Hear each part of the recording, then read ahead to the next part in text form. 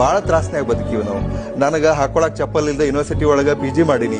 Gold medal ತಗೊಳತ್ನಾಗ ಮತ್ತೊಬ್ಬರು boot ಹಾಕೊಂಡು gold medal ತಗೊಂಡೇನಿ.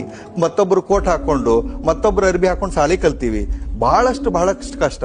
ನಾ ಟ್ಯೂಷನ್ ಹೇಳಿದ್ರ PG ಒಳಗ ಒಬ್ಬ ಡಾಕ್ಟರ್ ಮಗಗ ಟ್ಯೂಷನ್ ಹೇಳ್ತಿದ್ದೆ. ನನಗೆ ಫೀ ಏನ್ ಗೊತ್ತನ? ಮುಂಜಾನೆ ಅಷ್ಟ ಅಂದ್ರೆ ಅದಕ್ಕೂ ತ್ರಾಸಿತ್ತು ನಮಗ.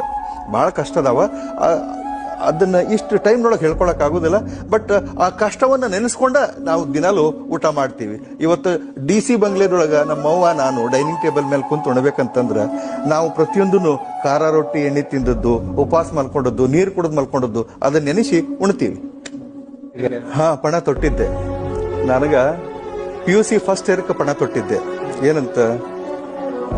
ರೆಡ್ ಲೈಟ್ ಕಾರಿನ ಕನಸು ಅವಾಗ ಬಿತ್ತು. IAS ಅನ್ನೋ ಶಬ್ದ ಅವತ್ತು ನನ್ನ ಕಿವಿಗೆ ಬಿತ್ತು.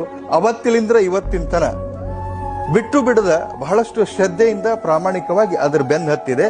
ಅದನ್ನ ಹಿಡ್ಕೊಂಡೇನಿ, ಸಾಕ್ಷಾತ್ಕಾರ ಮಾಡೀನಿ.